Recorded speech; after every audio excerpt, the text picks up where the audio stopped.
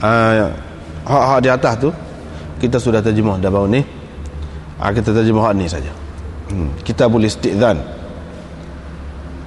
kitab meminta izin, mendapatkan keizinan. Bab Badi' Salam, ini bab permulaan salam.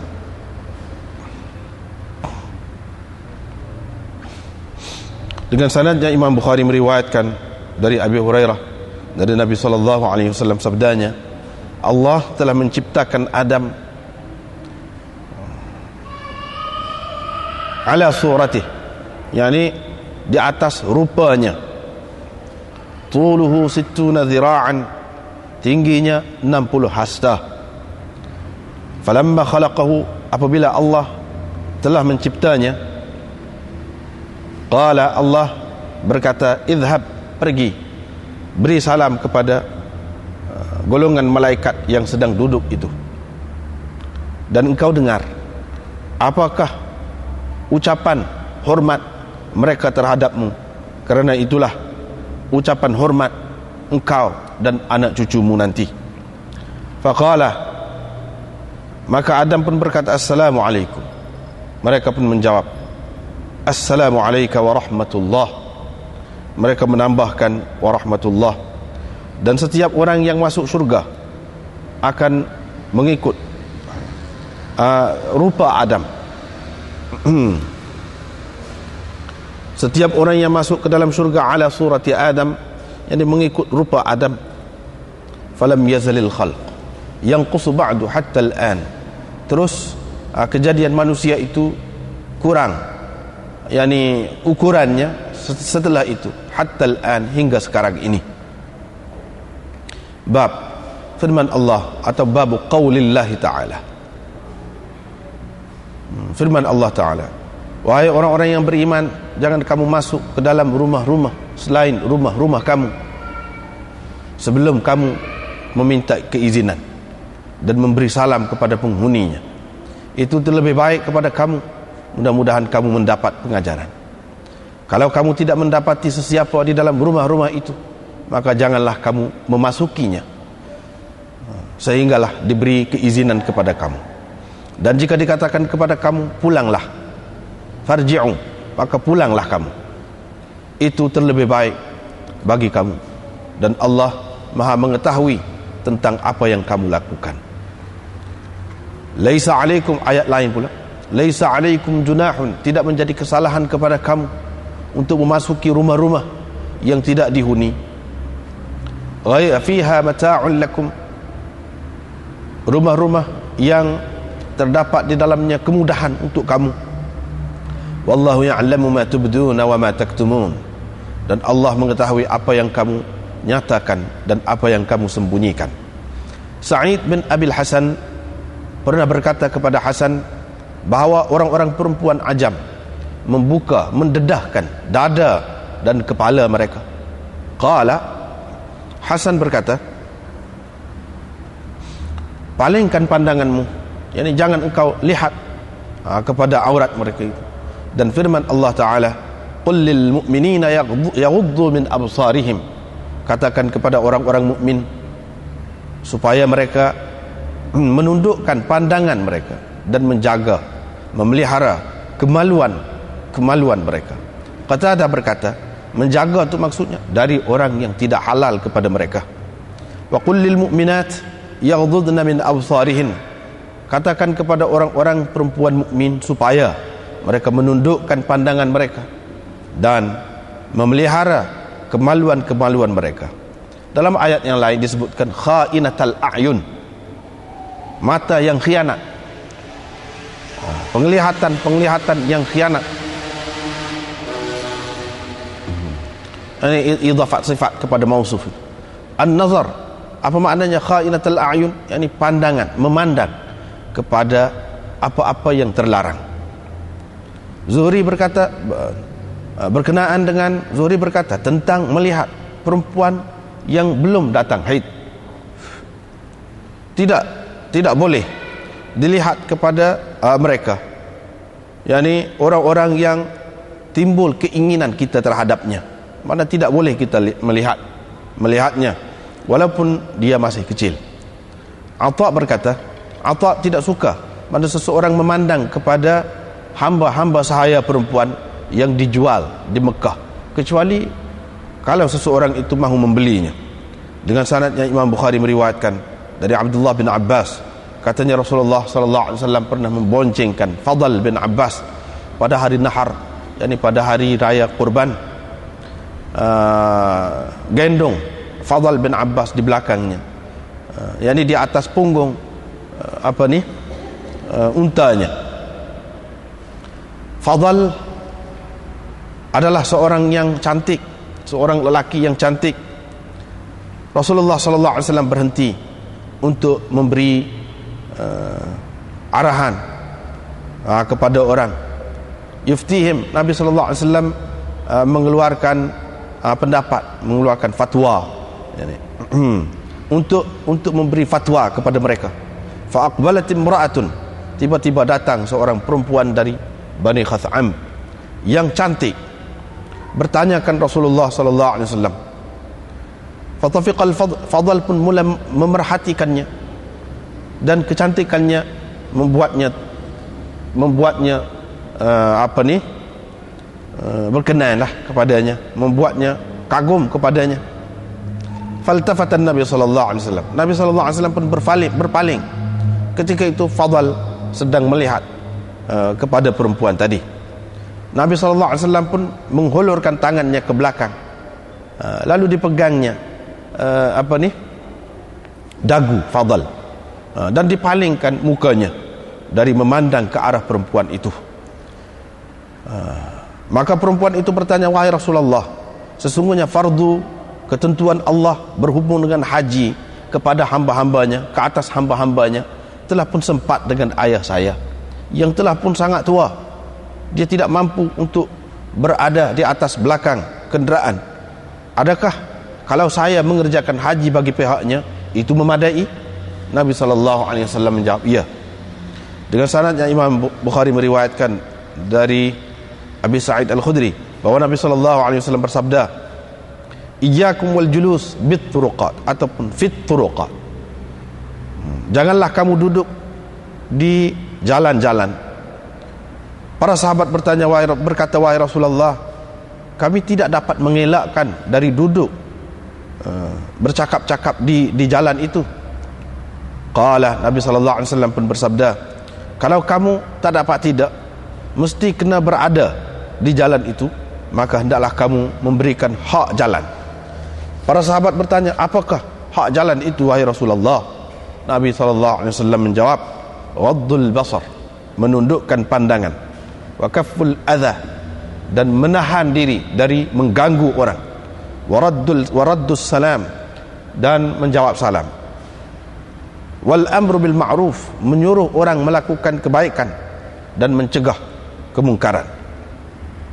Babun, assalam adalah salah satu nama Allah. Wa idza huyyitum bi ta'iyyatin, apabila kamu diberi penghormatan dengan sesuatu penghormatan, maka kamu balaslah dengan yang terlebih baik darinya, atau balaslah seperti yang diberikannya. Dengan sanadnya Imam Bukhari meriwayatkan dari Abdullah, katanya dahulu kami ketika bersembahyang bersama Nabi sallallahu alaihi wasallam pernah kami berkata begini, assalamu ala Allah, yakni sebelum wa ala ibadillahi salihin itu, assalam kepada Jibril, salam kepada Mikail, salam kepada fulan. Bila Nabi sallallahu alaihi wasallam selesai bersembahyang, dia menghadap kepada kami lalu berkata, sesungguhnya Allah itulah assalam. Apabila seseorang kamu berada dalam sembahyang, duduk dalam sembahyang, maka hendaklah dia mengucapkan begini, at-tahiyyatu lillahi was-salawatu wat-thayyibat, assalamu alayka ayyuhan nabiyyu wa rahmatullahi wa barakatuh, assalamu alayna wa ala ibadillahi salihin. Kerana apabila dia berkata begitu, akan mengenai akan sampai kepada setiap hamba yang saleh, sama ada yang berada di langit ataupun di bumi. Seterusnya, asyhadu an la ilaha illallah wa asyhadu anna muhammadan abduhu wa rasuluh. Kemudian dia bolehlah memilih selepas itu doa doa mana yang dikehendakinya. Doa-doa yang dikehendakinya bolehlah dia pilih selepas itu. Baiklah, kita tengok babul khadf. Ini bab menjentik anak batu dengan jari ataupun menggunakan lastik. Tetapi yang asalnya dengan makna letak anak batu di ujung jari, ibu jari ni ujung, lepas tu jentik. Itu makna khadf, asal makna. Nabi SAW melarang daripada khadf. Sebab apa? Sebab itu permainan budak-budak. Tak pandai, nak buat perai tak pandai. Dia tidak dapat membunuh binatang buruan, tidak dapat juga membunuh musuh. Kalau nak ada pun buta mata ada, pecah biji mata, dan mematahkan gigi ada, pecah cermin rumah pun ada. Boleh jadi juga. Jadi itu sia-sia. Kalau nak belajar, belajarlah yang berguna, seni mempertahankan diri, kita kata. Ataupun hal lain-lain lagi lah, senjata, guna senjata yang boleh mematikan musuh. Ataupun kalau berburu boleh mematikan buruan. Kalau sekadar begitu tak ada faedah.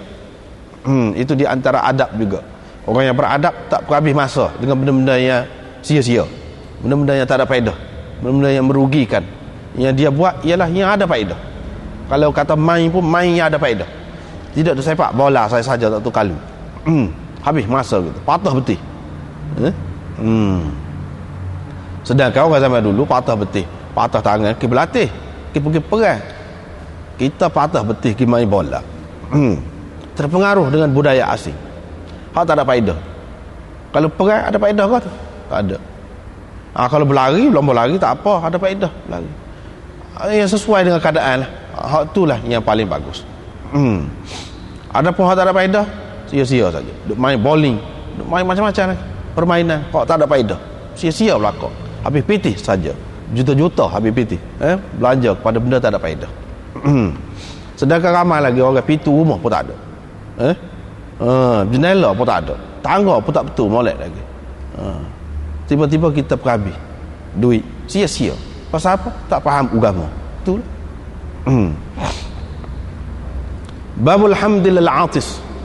Ini bab mengucapkan alhamdu kepada orang yang bersin. Ada dua orang bersin di hadapan Nabi sallallahu alaihi wasallam.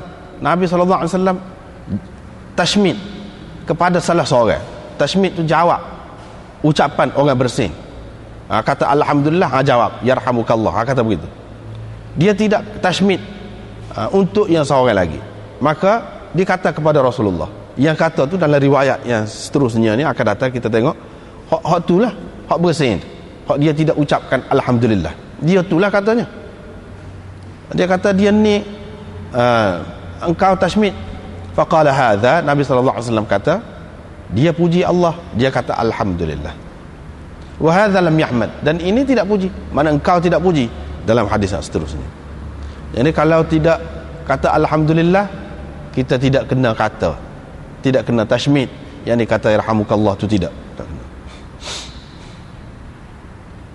Bab tashmitil atis idza hamidallah.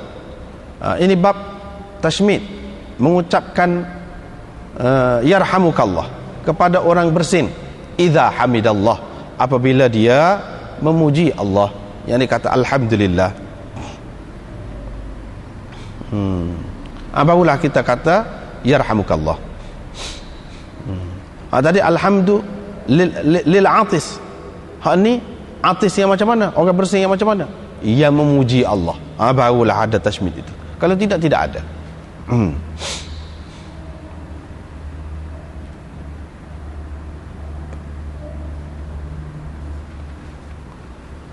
Riwayat daripada Bara bin Azib, katanya Nabi sallallahu alaihi wasallam menyuruh kami melakukan 7 perkara dan melarang kami dari 7 perkara. Hak dia suruh tu, suruh melawat orang sakit, mengiringi jenazah, dan tashmitil atis. Ni hendaknya tashmitil atis. Yang ni ucap tashmid itu. Jadi apa faedah ni tashmitil atis ni? Kenapa dia suruh tashmid atis? Lepas tu orang yang bersin itu alhamdulillah, suruh kata alhamdulillah begitu. Ni Kalau kita tengok hak siapa ada dalam kitab ni, hasyiah nombor berapa? Hasyiah nombor 1, hasyiah nombor 1. Baris yang keempat. Baris yang keempat, hasyiah nombor 1, baris yang keempat di atas tu. Qala Halimi berkata, seorang ulama besar, hikmat kenapa disyariatkan alhamdu kepada atis. Mana kalau bersin dia kena kata alhamdulillah. Kenapa? Iaitu utas, bersin itu yadfa'ul adha minad dimag alladhi fihi quwwatul fikr wa minhu mansha'ul a'sab allati hiya ma'dinul hiss wa bisalamatihi taslamul a'dha fahuwa ni'matun jalilah tunasibu an tuqabal bilhamdi. Tu molek sangat tadi. Dia kata kerana bersin itu dia menolak wap-wap yang tidak molek di dalam otak.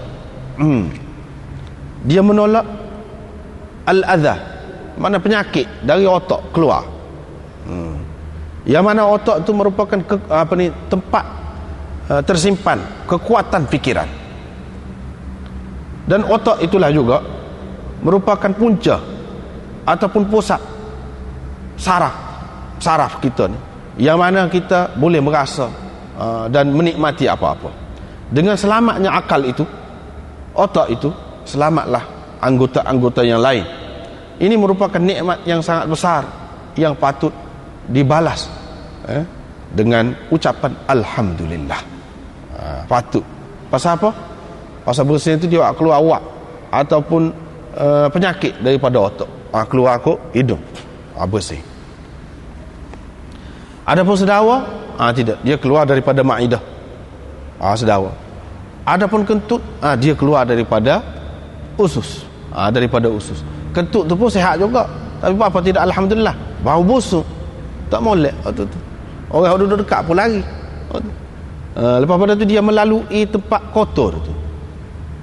Dan tidak sepenting bersin tu. Bersin tu maknanya menjaga otak kita tu, akal kita.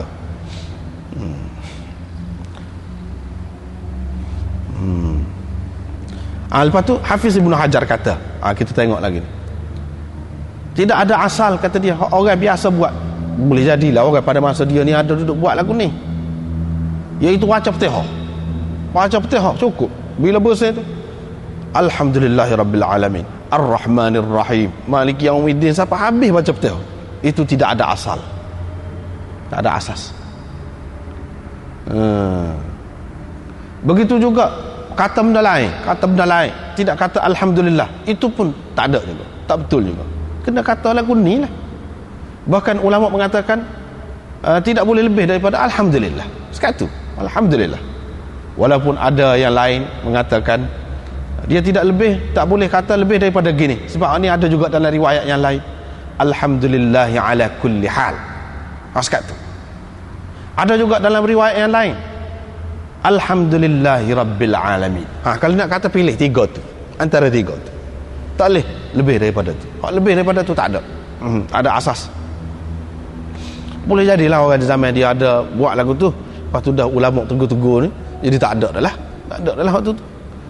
Tapi nyadalah hak lagu tu sama-sama pun.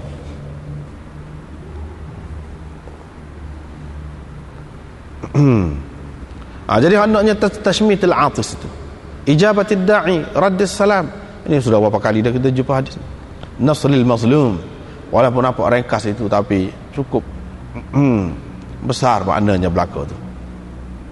Dan melarang daripada 7 perkara ini kita sudah jumpa dah hadis. Bau ma yustahabbu minal utas wa ma yukrahu minat tatha'ub. Bersin yang disukai, yang bagus, dan menguap yang tidak bagus. Yang ini bukan semua. Ada dalam hadis dia sebut menguap itu daripada syaitan, dia kata. Bersin itu daripada Allah. Imam Bukhari nak menarik perhatian kita. Semua bersin kah? Dan semua menguap itu daripada syaitan kah? Tidak. Itu dia nak, sebab itu dia buat tajuk-tajuk lain. Mana ada bersin yang bagus, yang baik. Patut kita nak kata alhamdulillah. Mana ada bersin yang tidak. Ada orang bersin ada 15 kali bersin. Tu jadi kau penyakit pula dah tu. Itu tanda penyakit. Ataupun dia ni sel semua ke? Boleh jadi juga bersin. Itu bukan tanda sihat. Bukan tanda sihat.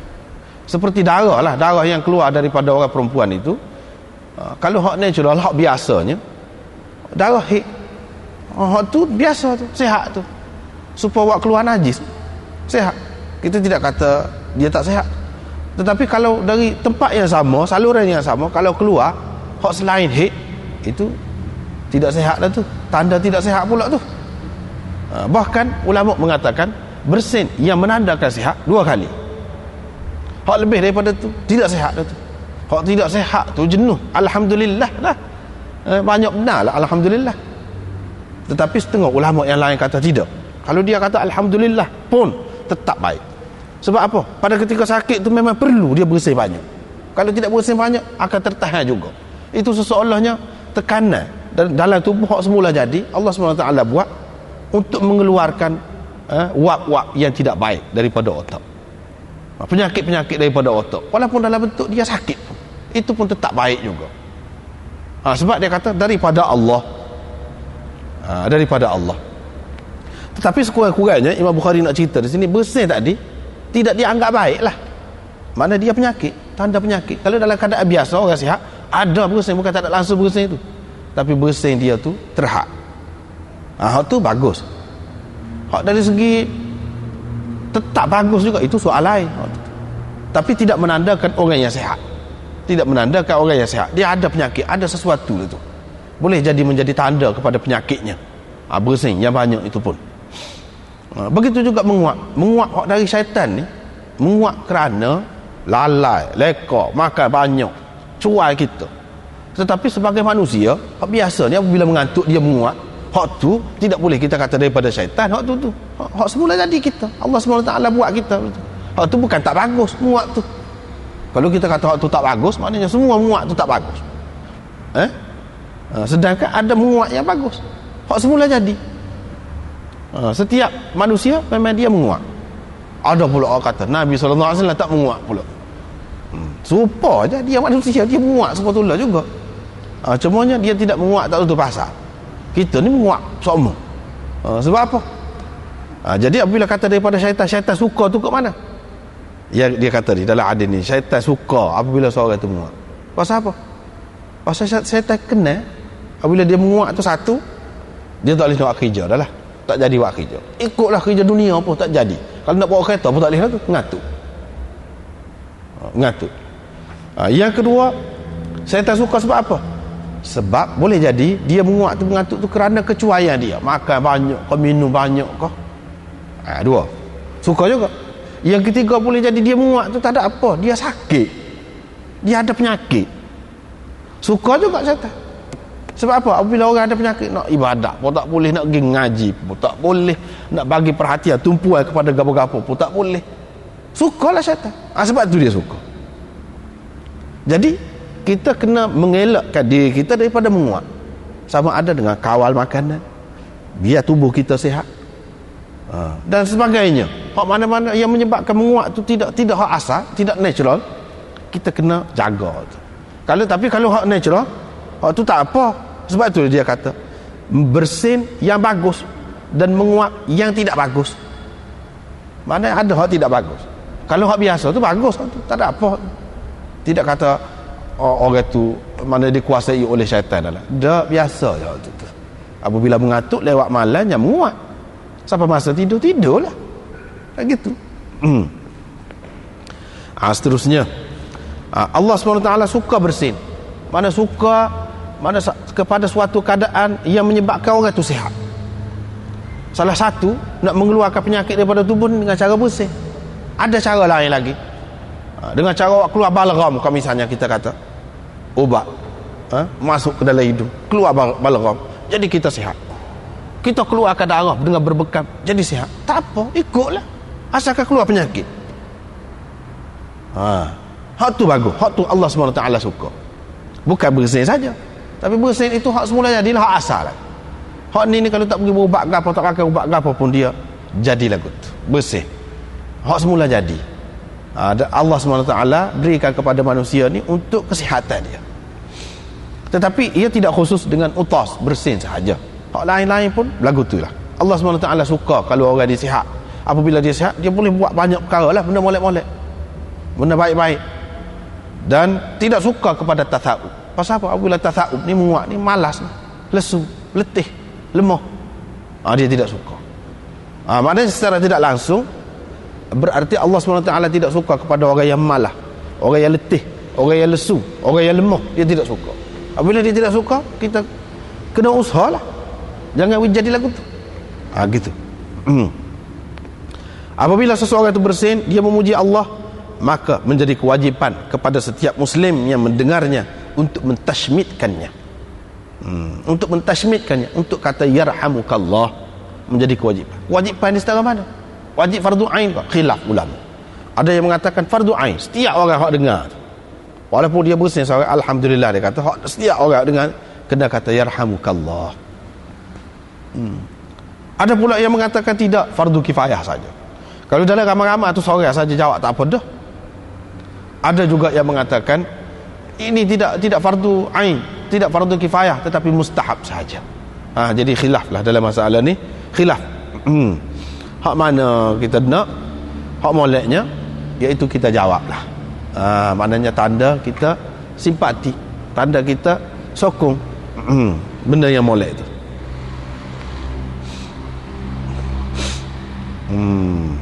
Apabila seseorang itu menguap, itu dari syaitan, maka hendaklah dia menolaknya sedapat mungkin.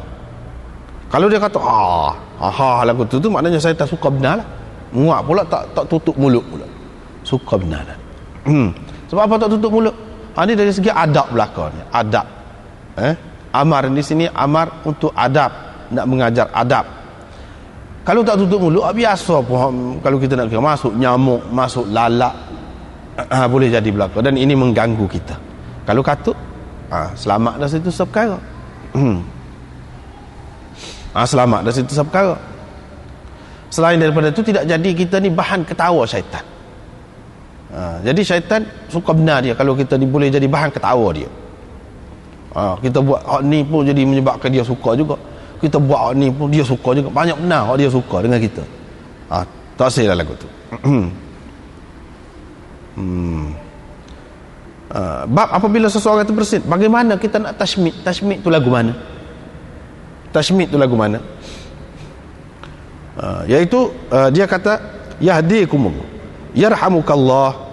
Apabila kawan dia tu kata yarhamukallah, dia kena kata pula yahdikumullah wa yuslihu balakum, semoga Allah memberi hidayat kepada kamu dan memperbaiki keadaan kamu. Maknanya saling doa mendoa lah, secara tidak langsung doa dah tu. Hak ni doa kepada hak ni, hak ni doa kepada hak ni. Yahdikumullah wa yuslihu balakum. Ada pula ulama yang mengatakan selain daripada hak ni, kita nak kata lagu lain boleh juga. Yaghfirullahu lana walakum, boleh juga kita kata lagu. Semoga Allah mengampunkan kami dan kamu. Imam Malik dan Imam Syafi'i kata boleh nak pilih hak mana satu daripada dua ni, boleh. Maknanya orang hak bersin itulah pula katanya setelah ni kawan dia kata yarhamukallah, dia pun kata yahdikumullah wa yuslihu balakum, atau yaghfirullahu lana walakum. Boleh pilihlah antara dua tu. Ini semua termasuk di dalam adab. La yushammatul tidak ditashmidkan orang yang bersin kalau dia tidak memuji Allah. Makna hak tashmid tu apabila dia puji Allah. Maknanya dia ingat kepada Allah SWT yang memberi dia tu sihat. Bersin tu, kalau kata bersin banyak kali pun muja bersin, kalau tidak lagi teruk, lagi tertahan di dalam kepala dia tu, boleh jadi menyebabkan sakit kepala dan timbul macam-macam penyakit yang lain pula. Atau Allah SWT buat bersin tu walaupun banyak kali kepada orang yang reti, orang yang arif, doktor, dia faham bersin banyak kali ni tanda gapo, penyakit gapo hak mungkin nak kena dia. pun itu amaran lah tu, amaran awal. Baiklah untuk kita berubat. Jadi kalau apabila seseorang itu kata alhamdulillah, dia puji Allah, mana dia ingat kepada Allah SWT yang memberi kesihatan kepada dia tu. Sebab tu dia kata alhamdulillah. Orang lagu ni patut kita balas lagi doa kepada dia. Yarhamukallah, semoga Allah merahmati kamu. Mana kalau mati pun dapat rahmat, kalau tidak minta rahmat lah. Rahmat Allah SWT dalam bentuk sihat tu pun rahmat dia juga. Sebab bersin-bersin tu tanda dah tu, tanda sama ada sihat ataupun tidak sihat. Kalau sudah sihat dah, tambah lagi rahmat. Kalau tidak sihat pun, maknanya dengan adanya rahmat Allah SWT, maknanya seseorang itu akan terkawal lah keadaannya.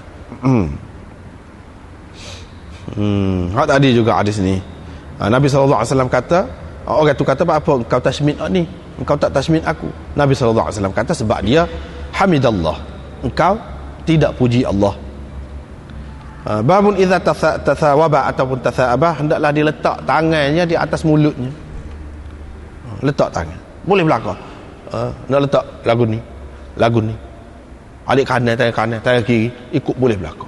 Abu Sa'id Al-Khudri pernah menguat, dia letak tangan kiri, boleh ikut mudah lah, ikut mudah. Mana-mana tak apa belakang ni, tidak kata kena tangan kanan, tangan kiri tak boleh, tangan kiri pun boleh. Sahabat pernah buat lagu tu. Apa tujuan? Takut orang kata kena tangan kanan lah. Tidak, tangan kiri pun boleh. Kalau tidak pun cuba tutuplah dengan mulut tu, dengan bibir kau, cuba kawal.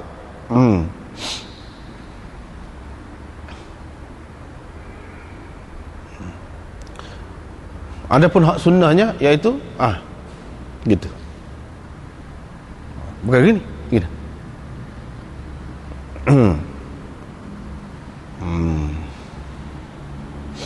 Habislah situ. Cumanya bara'ah ikhtitam dia, bara'ah ikhtitam. Jadi isyarat kepada penutup kitab ni, sama-sama Imam Bukhari dia tak lupa tu, ada sama tu. Bara'ah ikhtitam dia duduk mana? Ada yang mengatakan duduk pada falyaruddahu mastata'a, hendaklah ditolaknya sedapat mungkin. Tapi hak tu tidak berapa terang. Hak terangnya iaitu kata yarhamukallah, itu tanda mati. Dulu tak ingat ke, baru ni kita sudah jumpa dah, namanya sahabat itu Amir bin Al-Aqwa. Dalam perjalanan nak pergi perang malam tu, ketika duduk berjalan, Nabi SAW kata yarhamuhullah. Sahabat pun kata, sahabat kata lah ke mana, alangkah sukanya kalau engkau biarkan dia ni hidup lagi bersama kita. Sahabat faham selalu bila kata rahimahullah, yarhamuhullah, rahimah, perkataan rahmat ini isyarat kepada mati, tak ada kaitan dengan mati. Esok memang betul pergi perang mati dia. Sahabat faham dah, malam tu lagi faham ya, dia ni nak mati. Dan ada sahabat kata, kenapa tidak biar panjang, kalaulah panjang umur dia lagi, suka lagi kita dapat duduk sekali lagi dengan dia. Ataupun ada beberapa makna yang kita sudah bincang di tempat dia dulu. Hak naknya di situ Nabi SAW guna perkataan yarhamuhullah, itu mengisyaratkan kepada mati. Sebab itulah orang panggil almarhum ni orang sudah mati lah, almarhum, rahmatullahi alaih atau rahimahullah kepada orang yang sudah mati. Itu isyarat kepada mati. Bila mati habislah cerita kita. Supaya ada permulaan, ada akhir. Kita ni pun habislah lah, bak dia tu habislah. Begitu. Masuk pula kitab lain pula, iaitu Kitabul Isti'dzan, kitab minta izin. Setengah-setengah ulama mengatakan hak ni termasuk dalam bab adab juga, mana tidak perlu ada bab yang berlainan. Tetapi oleh kerana dia ni penting, Imam Bukhari buat secara berasingan, nak tunjuk, nak mengisyaratkan kepada kita bahawa hak ni perlu dijaga, adab ini secara khusus perlu dijaga. Sehingga perlu disebut, kalau kita buat bab lain pun tak apa, munasabah. Itu sebab dia buat bab lain. Dan bab ini sebenarnya sebagai bab dalam bab, mana masih lagi ada kaitan dengan hak sebelum ni. tetapi ia sebahagian yang penting daripada adab itu. Permulaan salam. Sama Imam Bukhari, dia kalau wahyu, permulaan wahyu, dia cerita sejarah dulu, asas silah dia. Salam ni mari mana, asal silah. Itu sebab dia buat badi'is salam, permulaan. Ini orang panggil bara'ah istihlal. Bara'ah istihlal maknanya start tu menunjukkan permulaan. Dia ada bad'is salam. Permulaan itu, dia ada isyarat permulaan. Sebagaimana Imam Bukhari ada isyarat kepada akhir, dia juga ada isyarat kepada permulaan. Setiap bab tu ada menunjukkan permulaan. Seolah-olahnya setiap benda ni, sesuatu ni ada permulaan dan ada hujungnya. Kita pun lagu tu juga, dia nak mengingatkan kita lah belakang tu. Kalau main sama-sama main baca lagu ni, ingat sungguh. Jadi biasa ingat hidup kita digam dia, ada permulaan, ada hujung. Tak tahu bila nak hujung tu. Maka tidak ada masa lagi lah nak buang masa tu. Habis saja gitu. Badi'is salam, permulaan salam. Kemudian dia cerita khalaqallahu Adam ala surati. Apa makna ni? Allah SWT menjadikan Adam di atas rupanya, yang ni mengikut rupanya. Nya tu balik ke siapa? Nya tu. Ada beberapa pendapat. Dalam hasyiah kita ni pun banyak dah pada dah ni pun. Dalam hasyiah kita, satunya balik kepada Adam. Hak tu lah hak jelas. Yang ni Allah SWT menjadikan Adam tu atas rupa dia tu dah. Tidak kata daripada beruk, daripada kera dulu mula manusia ni, tidak. Manusia ni jadi dalam rupa dia tu dah. Kalau Adam ada dalam rupa tu. Hadis ini menolak teori orang panggil evolusi ke gapo ke, yang kata manusia ni tidak dalam rupa ni. Kerana apa ni, berlalu sekian lama zaman itu daripada beruk asalnya jadi kepada orang. Itu tak betul. Sebab apa? Allah SWT menjadikan Adam dalam rupa dia tu dah. Anak dia pun lagu tu juga, tidak kata lagu lain. Itu hak jelas ni, hak paling jelas. Lepas tu kita tengok ni, nombor 6 dalam hasyiah kita ni. Cuba kita tengok. Qauluhu ala suratihi, ay ala surati Adam, yani atas rupa Adam tu, yani ala suratin muqaddaratin lahu lam takun tilka surah qablahu. Yani Allah SWT buat atas rupa tu, tak ada sebelum pada tu hak lagu tu rupanya, kejadian Allah SWT. Itu makna ala surati, yani atas rupa yang telah ditentukan oleh Allah SWT. Sebelum pada tu tak ada makhluk yang berupa lagu tu. Ataupun ala surati itu maknanya dalam keadaan rupa dia tu, makna dengan sempurna gitu, terus sempurna. Tidak kata daripada kurang dulu sehingga jadi akhirnya jadi macam tidak. Lagu tu dah dengan sempurna sejak awal lagi. Awwala marrah. Walam yastakmil darajatan kama fi auladihi. Dan apa ni, tidak kata dia ni ni yang ketiga, pendapat yang ketiga. Tidak kata seperti anak cucu dia. Duduk dalam perut. Lepas tu daripada segumpal darah jadi kepada segumpal daging dan seterusnya. Tidak lagu tu. Kemudian kecil, kemudian lepas tu besar, tidak. Terus Allah SWT jadikan dia tu besar selalu. Itu maknanya. Allah SWT menjadikan Adam di atas rupanya, maknanya besar gitu selalu. Tidak kata melalui peringkat-peringkat budak, peringkat janin dalam perut ibu ke apa, tidak. Itu yang ketiga.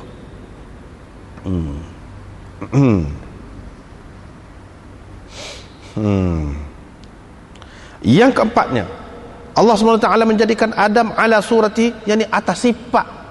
Ala suratihi itu balik kepada Allah.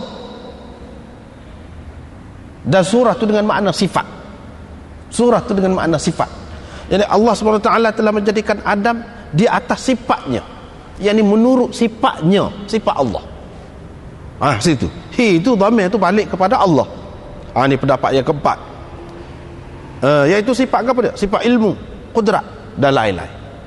Sifat-sifat Allah tu ada pada manusia, walaupun kurang, itu soal lain, tapi sifat tu ada.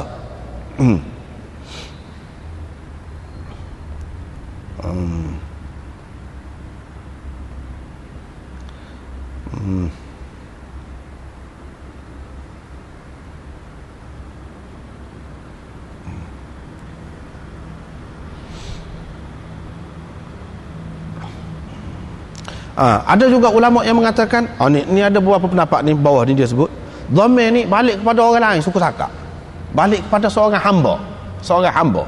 Sebab dia hadis ni dia ada latar belakang dia, ada asbabul wurud dia. Asbabul wurud dia lagu mana? Hadis itu, iaitu ada seorang pukul hamba dia. Nabi sallallahu alaihi wasallam pukul muka. Nabi sallallahu alaihi wasallam pun larang. Dia pun kata innallaha khalaqa Adam ala suratihi. Allah SWT menjadikan Adam di atas rupa dia. Lagu ni ada rupa ni anak cucu dia. Jadi kamu kena hormat, ingat kata kaya dia. Datuk dia dulu. Lagu ni lah muka. Apa kamu pukul dia?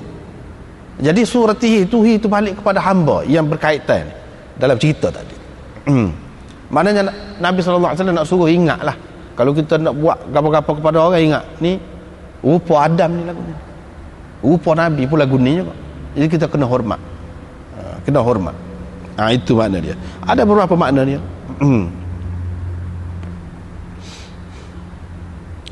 Ada juga ulama yang mengatakan Allah menjadikan Adam di atas rupanya, iaitu 60 hasta, asalnya. Semasa dalam syurga, lepas tu apabila diturunkan ke bumi, lagu lain jadi. Lagu lain. Itu makna ala suratihi. Gitulah. 60 hasta, bila Allah SWT menjadikannya, dia pun suruh pergi beri salam kepada puak-puak malaikat tu yang sedang duduk.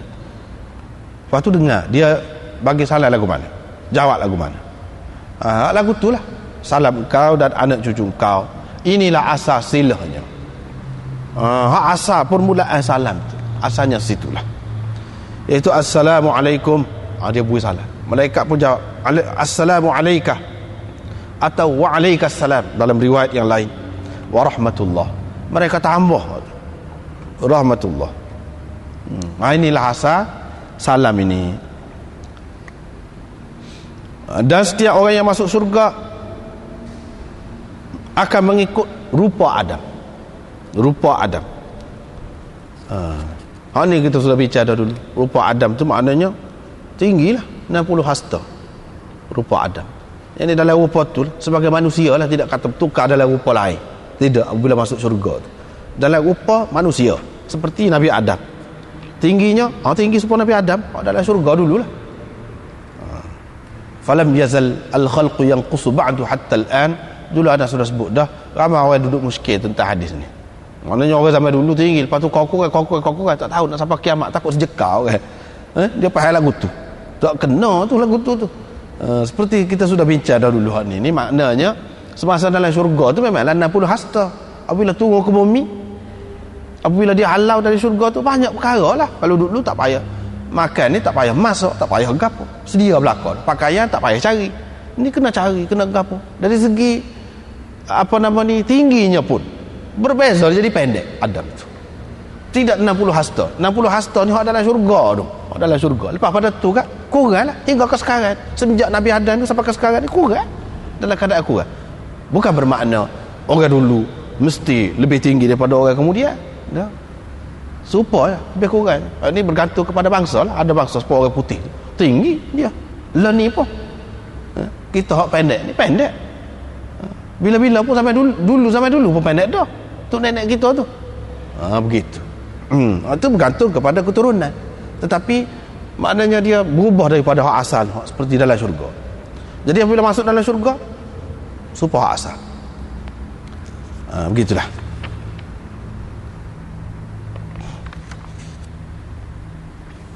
Babun ya ayyuhalladzina amanu la tadkhulu buyutan ghaira buyutikum. Habis cerita asal silah salam tu. Lepas tu inilah yang pentingnya, yang dia buat bab yang berasingan. Sebab ada Quran yang sebut secara khusus, walaupun ini berkait dengan adab, tetapi disebut secara khusus. Jangan masuk ke dalam rumah-rumah hak bukan rumah kamu. Rumah-rumah, kalau rumah kita sah, tak apalah sah. Tapi ada juga orang rumah banyak, sebab tu dia kata buyutan. Kalau rumah banyak pun tak apa. Kalau tidak kalau memang rumah kita, bukan rumah orang lain, ghaira buyutikum, selain dari rumah-rumah kamu. Kalau rumah kamu masuk, tak ada apa. Tak payah assalamualaikum, cuma lah adalah doa lain lah. Doa lain tu sukulah tu. Hatta tasta'nisu, sebelum kamu minta izin dan beri salam. Tak boleh, kena minta izin dan kena beri salam kepada tuan rumah, orang dalam rumah. Minta izin dulu, kau beri salam dulu. Ada dua pendapat. Ada yang kata beri salam dulu, ada yang kata minta izin dulu. Boleh kedua-dua lah, boleh lah tu, asalkan dibuat. Itu terlebih baik kepada kamu. Mudah-mudahan kamu mendapat pengajaran ini. Mudah-mudahan kamu mendapat pengajaran ini. Ayat ini turun berkait, ada latar belakang dia tu, asbabun nuzul dia, iaitu ceritanya itu nombor satu dalam Hasyiah kita, nombor satu, iaitu Adi bin Thabit ada menyebutkan bahawa ada seorang perempuan Ansar pergi berjumpa dengan Rasulullah. Dia kata, aku duduk dalam rumah aku dalam keadaan aku tidak sukalah siapa-siapa pun tengok aku, biarpun ayah aku, biarpun anak aku. Dia kata, tiba-tiba mari salah seorang lelaki Ansar dalam keadaan tu, dalam keadaan saya tidak senang saja, dalam keadaan tu, bagaimana saya nak buat? Perempuan tu tanya Nabi SAW. Maka turunlah ayat ini, turunlah ayat. Itu latar belakang. Wahai orang-orang yang beriman, jangan kamu masuk ke dalam rumah. Ini ni cara jahiliah berlaku. Tapi setengah-setengah orang kita pun nak warna kapur-kapur. Dia ada lagi duduk amal lagu ni. Masuk tu. Orang duduk mandi, duduk kembang gantung, dapur tu, dia masuk. Waktu tu kecek. Itu nampaklah maknanya tidak mendapat pendidikan tu. Tak mengaji tu, nampaklah cara tak mengaji. Jadi kebiasaan lagu tu. Tapi sekarang ni sudah kurang. Suatu ketika dulu biasa lah. Mesra lah tu, kira mesra. Rapat lah tu. Kalau tak ada siapa-siapa dalam rumah tu, jangan masuk. Tak boleh masuk dalam rumah orang. Sehingga diberi keizinan kepada kamu. Kalau tak ada orang, tak apa, tuan dia kata tak apalah, masuklah. Masuk. Tuan dia duduk lain. Tak apa, buah nak koci. Lagu tu tak apa tu diberi izin lah tu. Ni kalau tidak diizin. Bahkan kalau dia kata baliklah, kamu kena balik. Misalnya dia ada kerja, jangan serah hati, jangan berasa hati. Kita tidak tahu orang tu dalam keadaan macam mana, sakit perut ke, kemung perut ke, lapar ke, nak makan, kita tidak tahu. Dengan sebab itu, kalau dikatakan baliklah, kita kena balik. Itu lebih bersih untuk kamu, lebih baik untuk kamu, lebih suci kepada kamu. Maknanya orang yang bersih jiwa lah kalau lagu tu. Kalau kamu boleh turut lagu tu, baguslah. Allah Maha mengetahui tentang apa yang kamu lakukan. Jadi jangan ingat, kalau orang lain tak tahu pun, kamu masuk dalam rumah orang senyap-senyap tu, tak ada siapa pun tahu, jangan ingat lagu tu. Allah tahu kamu masuk dengan maksud apa. Allah tahu. Bila kita ni ada akidah dengan Allah SWT, tak beranilah kita nak masuk. Tak tentu pasal tu. Dengan sebab itu, dalam keadaan sekarang ni molek benar kita, dalam keadaan kemudahan zaman sekarang ni, ada telefon, ada apa, molek telefon dulu, molek sebelum pergi tu, supaya dia dengan penuh kesediaan menerima kita tu. Jangan pergi tu dalam keadaan yalah macam-macam lah. Orang zaman sekarang ni sibuk, kerja banyak, tak berhenti. Kadang-kadang dia kerja malam, dia kena tidur tengah hari, shift malam, dia kena tidur tengah hari. Kita pergi buat seperti biasa, tak boleh lagu tu. Kena ambil kira keadaan orang tu. Tidak menjadi kesalahan. Ini ayat lain pula. Tidak menjadi kesalahan kepada kamu untuk masuk ke dalam rumah-rumah yang tidak dihuni, yang ada kemudahan untuk kamu. Apa dia? Hotel. Sampai sekarang ni hotel lah. Tu tak apa, masuk dalam rumah. Rumah tidak khusus untuk satu orang. Ada kemudahan, kesenangan untuk kamu. Kamu nak duduk 3 hari, kamu bayarlah. Itu makna mata'ul lakum. Dalam rumah itu ada kemudahan, kesenangan untuk kamu. Tak apa masuk dalam rumah. Nak minta izin dengan siapa lagi dah, tuan dia bui dah bayar dah. Boleh kita masuk. Wallahu ya'lamu ma tubduna wa ma taktumun. Kita pergi ke rumah-rumah lagu ni biasanya jauh-jauh lah kan. Allah tahu apa yang kamu nyatakan dan apa yang kamu sembunyikan. Biasanya orang buat benda-benda tak molek di tempat-tempat begitu. Allah tahu. Hak nyata, hak sembunyi pun tahu. Bini seroti kau tidak bini kau, dia tahu. Orang lain tak tahu. Kamu boleh tipu orang lain pun. Tapi Allah SWT tahu. Boleh masuk, tapi masuk dengan maksud yang baik. Kena faham. Bukan dengan maksud nak buat maksiat. Sebab apa? Allah tahu apa yang kamu nyatakan dan apa yang kamu sembunyikan. Sa'id bin Abil Hasan pernah berkata kepada Hasan, tanyalah dia tanya kepada Hasan Basri, lagu mana dia kata orang perempuan ajam ni dia dedah dada, dah dedah kepala, tak tutup kepala. Ini menunjukkan di kalangan salaf dulu orang tak tutup kepala, tak tutup dada ni cara jahiliyah, cara bukan orang Islam. Adapun Islam tutup, maklum dah tu dalam kitab-kitab ni. Kalau kita tengok lagu tu, orang tak kecek dah tu. Masalah orang Islam dedah kepala, kau dedah dada apa tak apa, dah budaya kita lagu tu tak kecek dah tu. Dalam kitab sebut banyak sangat ni, jumpa semua. Lagu mana? Kalau orang ajar, kalau kita pergi negeri orang putih kau, kita pergi negeri Cina ke negeri orang kafir lah, tempat orang kafir lah, dia dedah. Hasan Basri kata, jangan tengok lah. Kita nak ubah lagu mana keadaan tu, muka tempat dia lagu tu, pakaian dia lagu tu. Kita kena kawal diri kita. Kita kena kawal diri kita. Jangan tengok sekadar perlu. Sekadar perlu kita nak berurusan dengan dia di hotel, di apa tempat mana, sekadar perlu. Selain daripada tu, jangan tengok ke tempat-tempat aurat itu. Itu makna israf basarak. Palingkan, pusingkan mata ke engkau. Inilah maksud firman Allah SWT pun. Allah SWT suruh. Dia suruh, bukan orang perempuan saja, orang-orang mukmin suruh menundukkan pandangan mereka. Yang ni jaga pandangan, jaga kemaluan. Pandangan itu menyebabkan bawa kepada kemaluan. Kedua-dua tu ada kaitan rapat. Sebab tu dia suruh jaga. Orang lelaki pun disuruh juga, bukan orang perempuan saja.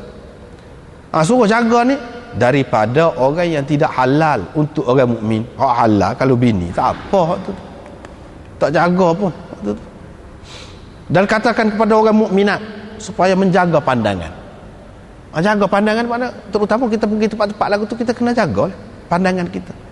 Dan biasanya bila kita terdedah dengan keadaan tadi, melaratlah, sehingga tidak terkawal pula kemaluan kita.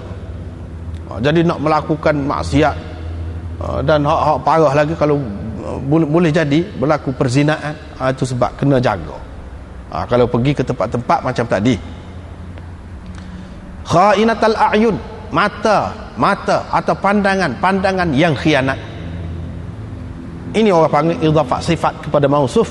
Jadi asalnya wa ya'lamu khainatul a'yun, Allah mengetahui mata yang khianat, pandangan yang khianat. Dia tahu. Ada setengah orang dia pergi jumpa dengan orang perempuan, dia kecek biasa saja. Tapi setengah orang dia perhati tidak biasa tu, dengan maksud lain. Allah tahu. Kena ingat tu. Kita orang ada Tuhan, maknanya kena ingat tu. Apa makna khainatul ayun? Duk tengok kepada benda yang dilarang. Kalau tengok juga khianat, itu orang panggil mata yang khianat. Dalam hadis disebutkan zina mata. Zuhri berkata, berhubung dengan memandang kepada perempuan yang tidak marih, perempuan kecil, bolehkah kita tengok? Dia kata tak patut tengoklah. Kalau sekiranya boleh menimbulkan syahwat, nafsu, jangan dilihat. Kena jaga juga kawalan. Bukan hak ni khusus kepada perempuan yang balik saja. Hak tidak balik walaupun masih kecil lagi pun, sekiranya kita tu ada masalah, kita kena jaga diri kita. Bahkan Atta tidak suka, maknanya seseorang itu tengok. Zaman dulu dah cerita masa ada sistem perhambaan ni, hamba saya perempuan ni dijual di pasar-pasar ni. Kalau kita tidak nak beli, tidak maksud nak beli, jangan pergi tengok. Mana kalau tidak perlulah, jangan pergi tengok. Seterusnya, riwayat daripada Abdullah bin Abbas ni, adik kepada Fadl ni. Nabi SAW gendong abad dia Fadl ni pada haji ni, buat kerja haji ni pada tahun yang ke-10 Hijrah, saat akhir ni. Dia duduk di belakang. Fadl ni orang comel orangnya. Lepas tu Nabi SAW berhenti untuk nak bagi arahan, bagi pendapat, bagi fatwa kepada orang kemuskilan orang. Tiba-tiba mari seorang perempuan dari Khath'am yang cantik, nak tanya Rasulullah SAW. Fadl pun tengok kepada dia, orang muda, sama muda. Dia tengok, dia kagum, berkenal lah dia, terpikat lah kita kata dengan perempuan tadi. Nabi SAW pun duduk tengok dia. Ini tengok lagu lain ni. Dia pun paling tengok. Kawan tu duduk tengok. Dia tengok, dia pun holah tangan ke belakang, pusing. Pegang dagu, pusing. Jangan tengok maknanya. Perempuan tu pun tanyalah, ayah saya ni sempat, mana fardu haji ketika Allah SWT fardukan tu dia dad, tapi lah ni dia tua sangat. Ataupun lah ni lah maknanya, ketika Allah SWT fardu haji, wajibkan haji ni, ayah saya sudah sangat tua, dia tak boleh duduk tetap dah di atas kenderaan. Jadi kalau saya buat kerja haji bagi pihak dia, bolehkah? Perempuan tu tanya. Nabi SAW kata boleh. Dan perempuan itu memang kemudiannya jadi isteri kepada Fadl, ceritanya. Dalam riwayat yang lain, dia kenal tu, jatuh hati tu, maknanya pada tu suk-suknya jadi bini dia. Seterusnya cuba kita tengok ni dalam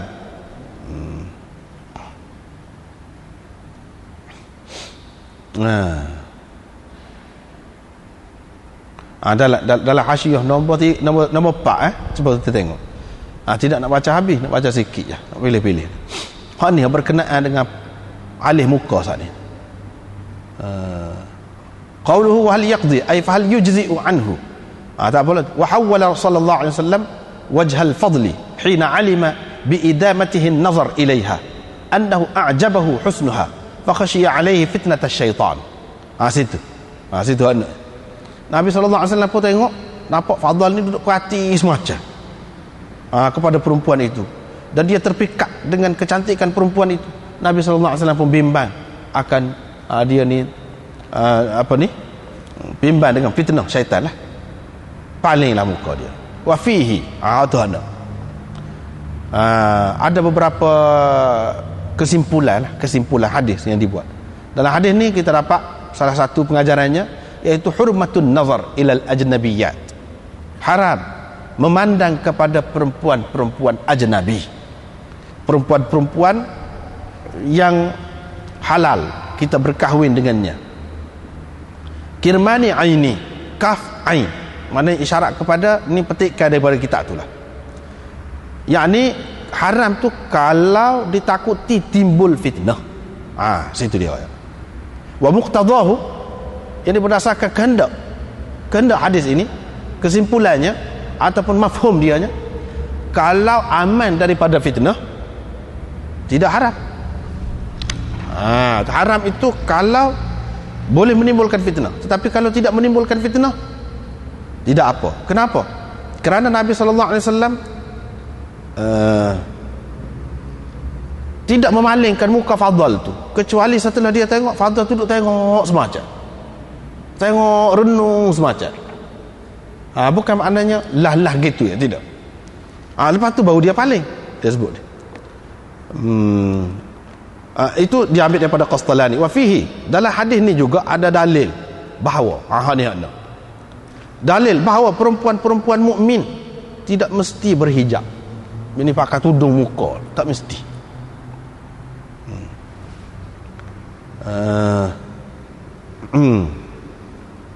Iaitu apa yang mesti kepada isteri-isteri Nabi SAW. Isteri Nabi memang wajib berhijab, tetapi perempuan-perempuan lain hak merdeka pun tidak wajib. Kenapa? Dia kata, idh law lazimal dhalik jami'al nisa la amara Nabi SAW al-Khath'amiyah bil istitar wala ma sarafa wajha al-Fadl.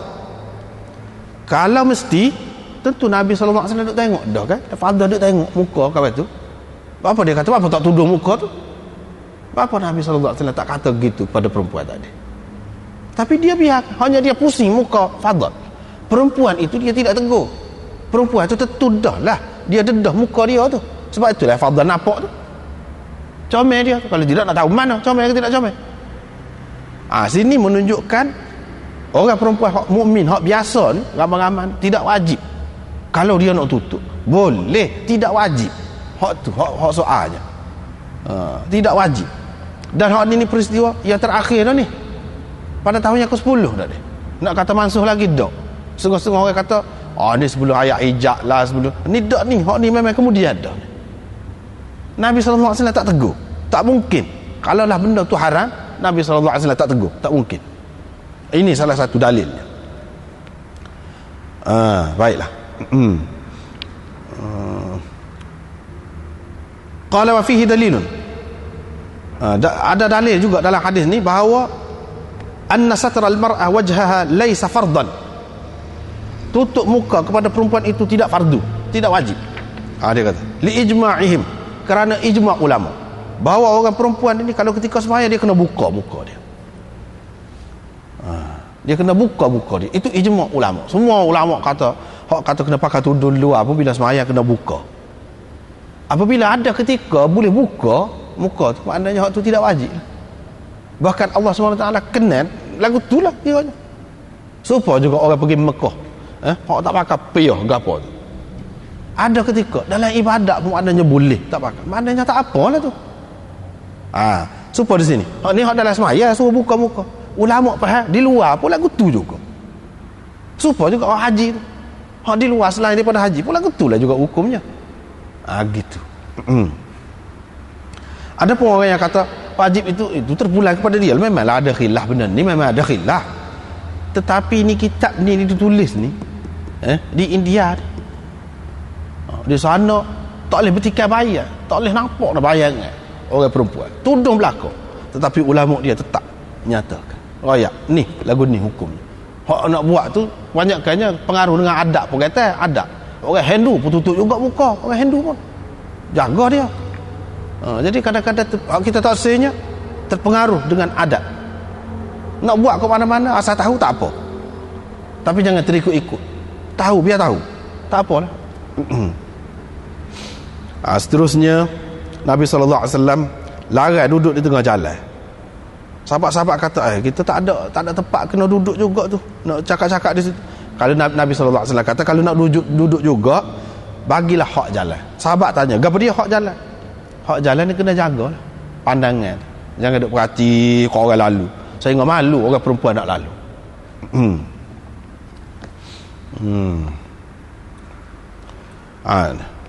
Saya ingat malu perempuan nak lalu. Kaful adha, yakni menahan diri daripada menyakiti orang, mengganggu orang.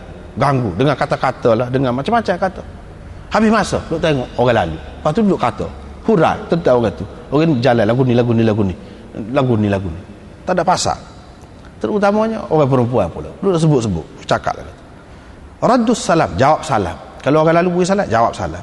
Di sini dalam hasyiah yang disebut kaful adha, menahan diri daripada gangguan. Gangguan tu nahwu tadyid ala al-marah, yang menyempitkan orang nak lalu susah. Tak boleh lah kalau sampai lagu tu. Dan menghina orang hak lalu. Orang hak lalu tu pula kata lagu ni. Hak kecok lah macam-macam. Panjang lagi. Duduk mengaibkan mereka dan menyebabkan orang perempuan tidak boleh keluar pergi bekerja kepada kerja mereka. Sebab apa ni puak-puak ni ada duduk tengah jalan. Itu pun ganggu juga, satu bentuk gangguan juga tu. Tak boleh lah kalau lagu tu. Lepas tu nak tahu keadaan orang tentang perkara yang orang tidak suka, lalu tu kat duk kecek tentang dia. Kalau dia tahu dia tak suka, itu hak jalan belaka. Tak boleh. Itu makna ganggu belaka. Waraddus salam wal amru bil ma'ruf. Kalau orang lalu buat tak molek, kita kena tegur. Kalau dia tidak buat benda molek, kita kena suruh dia buat benda molek. Itu hak jalan. Kalau tidak, dosa. Mana walaupun sekadar mampu lah, mana amar bil ma'ruf nahi anil munkar saat ni, tetapi kena lah. Kalau tidak, tak boleh. Apatah lagi kalau kita nak mengganggu pula, lagilah tak boleh. Hak naknya di sini jawab salam. Hak tu bab salam. Ini semua adab belaka, masih lagi dalam bab adab, tapi secara khususnya disebut tentang salam itu. Kemudian babun assalam ismun min asma'illah. Sekat dulu. Wallahu a'lam. Wa akhir da'wana alhamdulillah. Subhanallah.